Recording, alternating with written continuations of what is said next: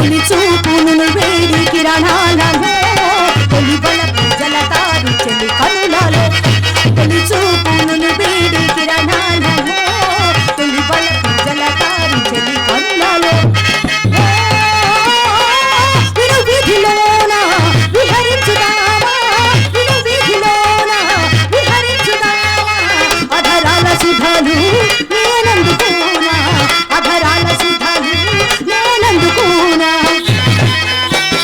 తొలి చూపులను వేడి కిరణాలలో తొలి బలపు జలతారు చెలి కనులలో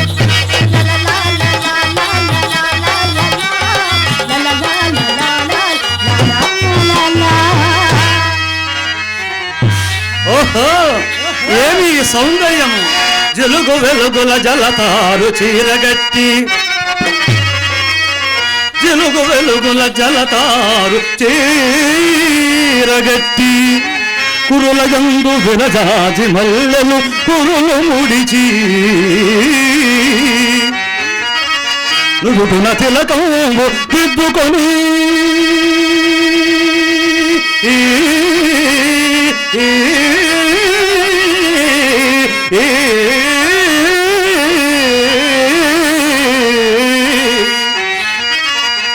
నుదుటిన తిలకంబు దిద్దుకొని ఎదురు చూచుచుంటివి ఎవరి కోసమో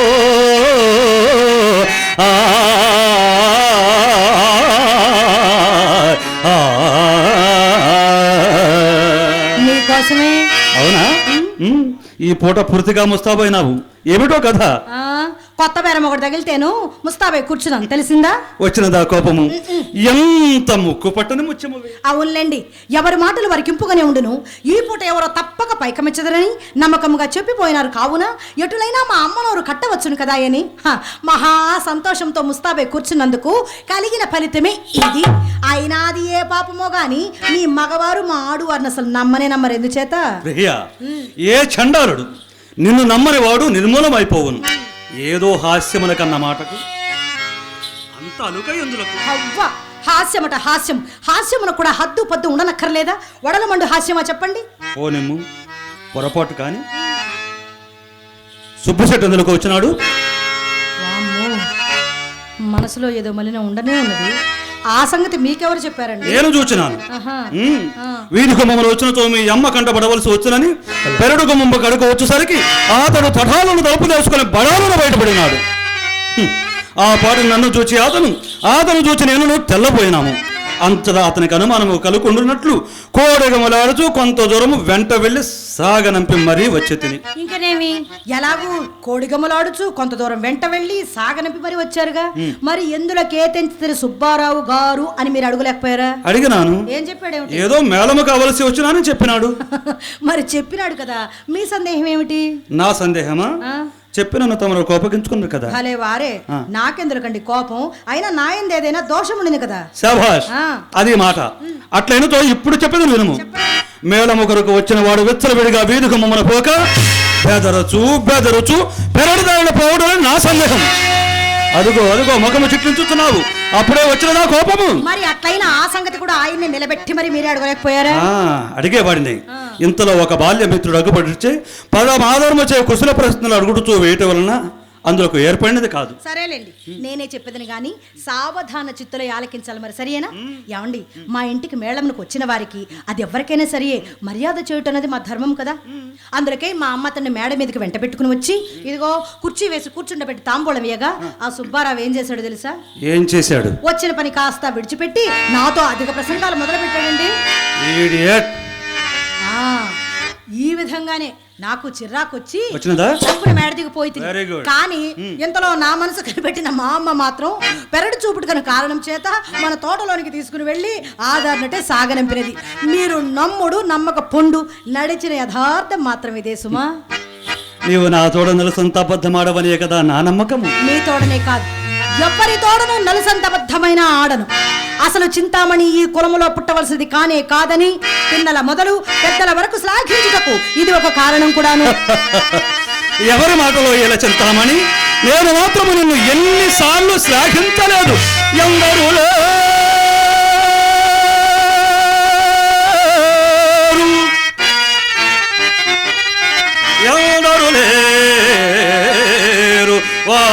రాజేక్షణలు ఈ పురమల్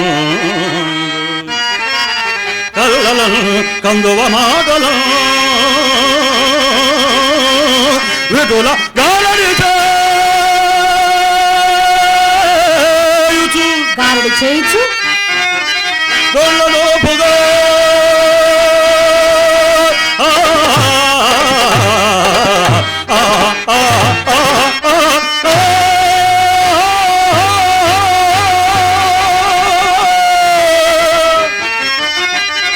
దొల్లలోపుగా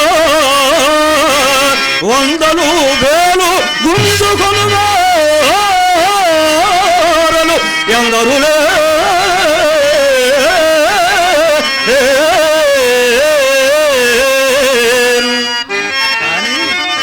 విశుద్ధ వృత్తిని చందములు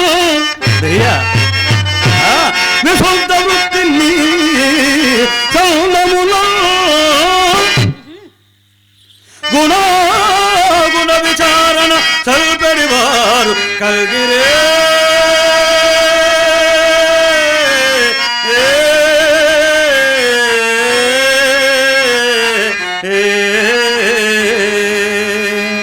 ఎందరులే